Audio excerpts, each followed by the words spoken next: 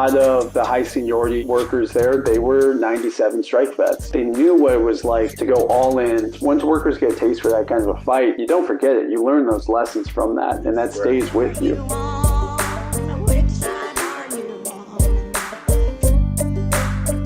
Sean Orr is a UPS Teamster and co-chair of the Teamsters for a Democratic Union.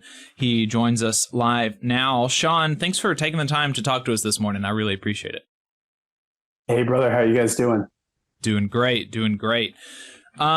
So, by now, we know, everybody knows that's listening, presumably, that the UPS contract has been ratified, and it was ratified genuinely overwhelmingly by the membership. More people voted on this than have ever voted in a UPS contract referendum, and more people voted in favor of it than have ever voted in favor of a UPS contract. So this is genuinely historic support for a contract at UPS. But the reason for that is that it's a pretty damn good contract, right? Yeah, I think that this contract really is the product of at least a 5-year-long fight at UPS.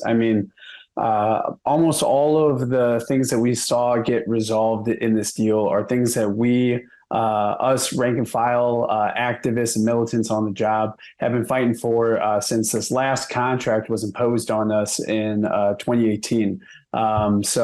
Really, it's a contract that we can own. The good, bad, and the indifferent. Those are all things that, at the end of the day, it's in there. We got this much because we put up a real big fight at UPS. We built a movement. We involved as many of our coworkers as possible, and I think that we really moved the ball down the field.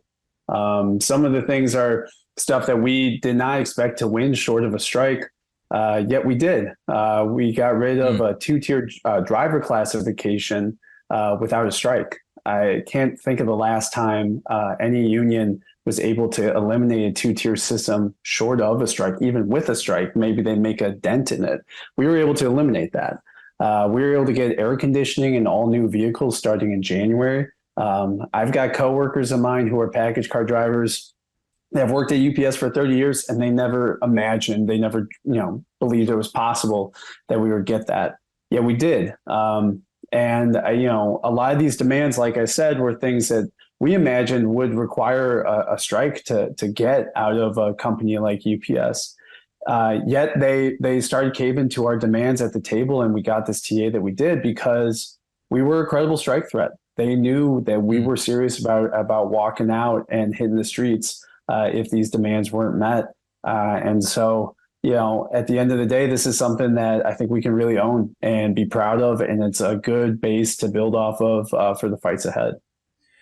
And, a big portion of our conversation is going to be about the fight ahead. What's next? What is the contract enforcement, going to look like? How can people get involved?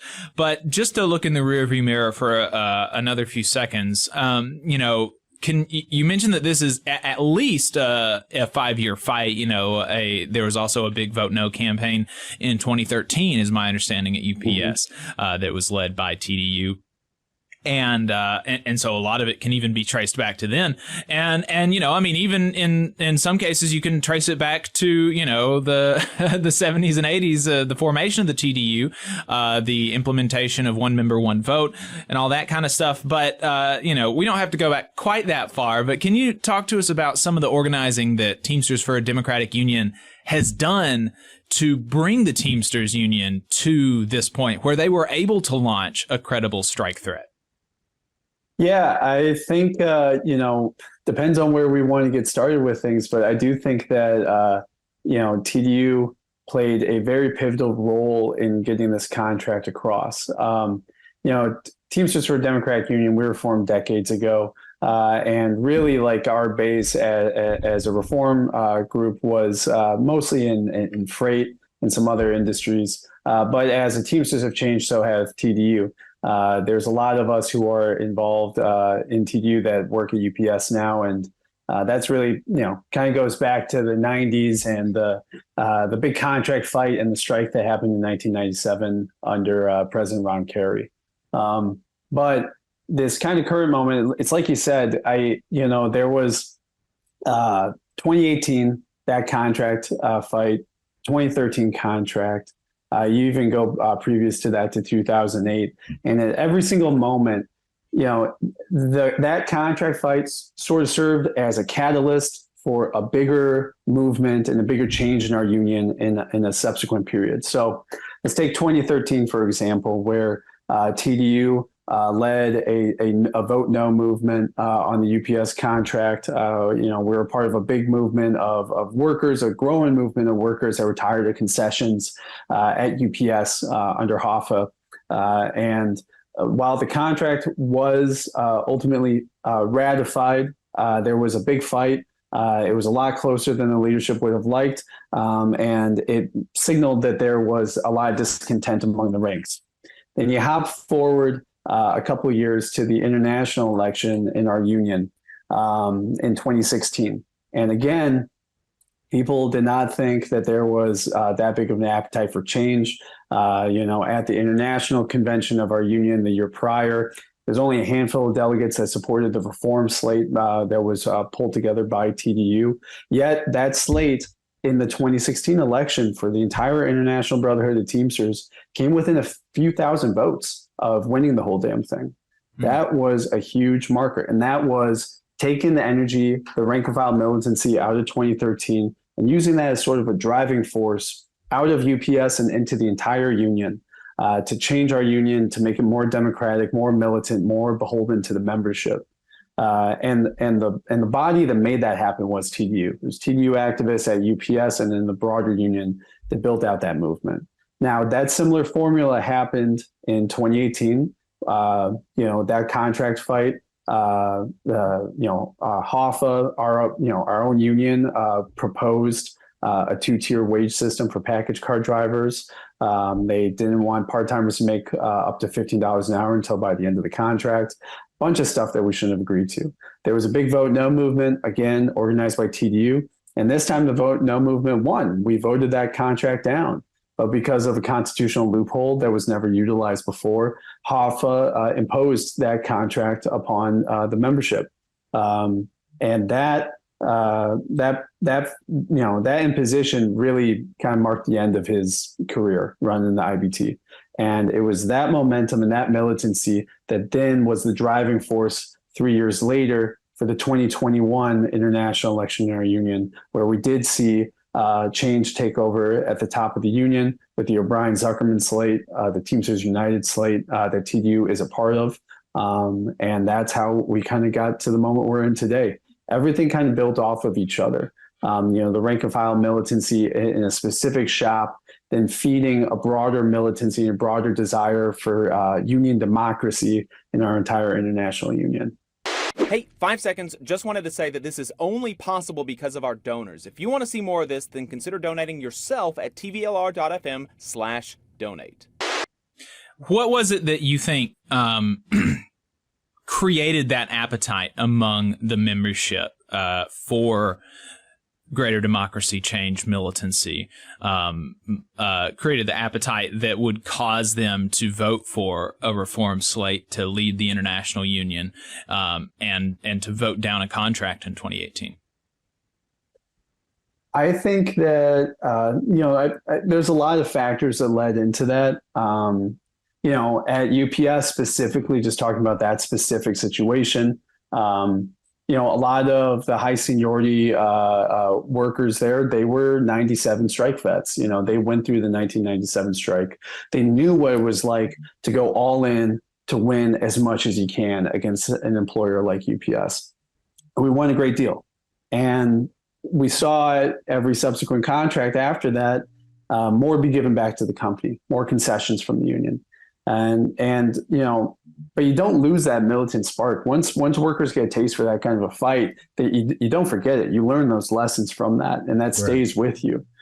So there was always that sort of, people on the shop floor knew that things did not have to go this way. Yet it was sort of it took a while to build that sort of consensus among the ranks that, we don't have to accept this. We don't have to sell for less. We can change things. I think that, the 2018 fight really was a big catalyst for that. And seeing what it was like to work under, a contract that was imposed on us, with this 22-4 driver classification, with a number of other things that we just didn't want to agree to. That's, it's a 5-year contract. That's a long time to sit with something that you're unwilling to accept. And I think obviously you get into, on top of that, you get the situation with COVID and the pandemic, and, realizing that we are these essential workers that allow, through our labor, for UPS to make almost $100 billion in revenue last year, over $13 billion of that in profit. This isn't a company that can plead poverty. This isn't a company that can say, the competition's coming for us. We're going for broke. UPS is as much an institution inside the U.S. economy as the railroads are. It's not going anywhere. It's got this incredible amount of institutional strength and this kind of key chokehold in the U.S. economy. And we know that, we work in it. I think that realizing that we didn't have to accept this anymore, we don't have to settle for less, and realizing our true worth, I think that all of that really did feed into this moment. And you bring into that the memories of 1997, knowing that we can fight this company, knowing that we can get more out of it than we had been. And all of that really built on top of each other, I think.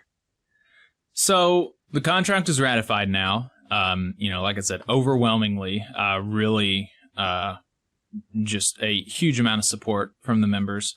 And so, Sean, that means that, everybody can just kind of like disengage, stop going to union meetings, go to brunch for the next 5 years, and, just let loose, right?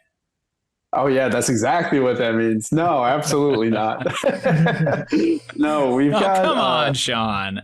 I know. I would love to. I would love to take some time off. But, a contract fight is never an end-all game. There's always more that needs to be done. There's always more that's left on the table. There's always things that need to be built upon.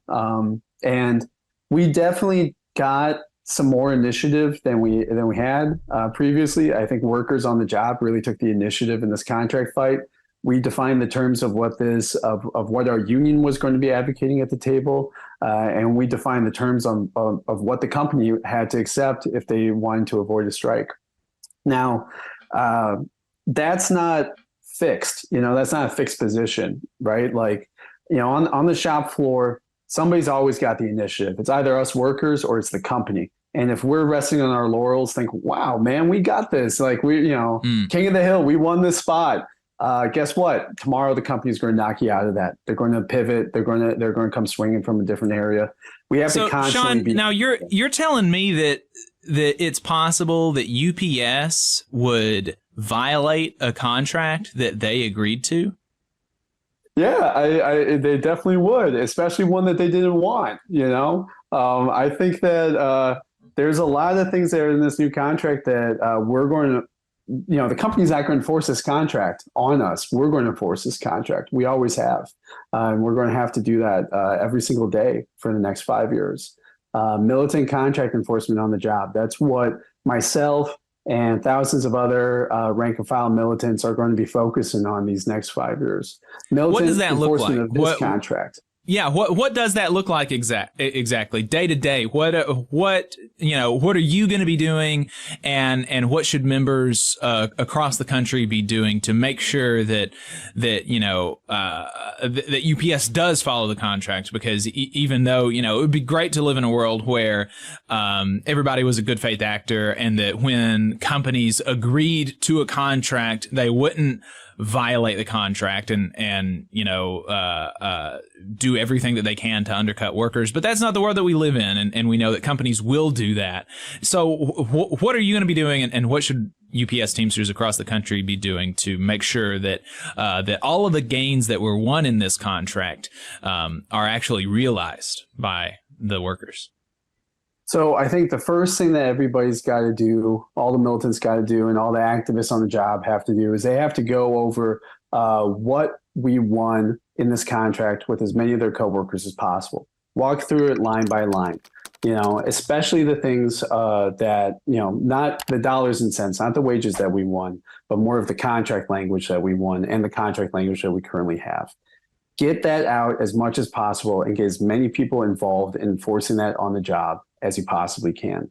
Because UPS, just like any other workplace, is the exact same thing. A supervisor, they want to do something, right? A manager wants to do something. They know it's against a contract. They look around. They don't see a steward in sight. They're like, well, there's no steward. There's no union here, so I can just kind of do whatever I want.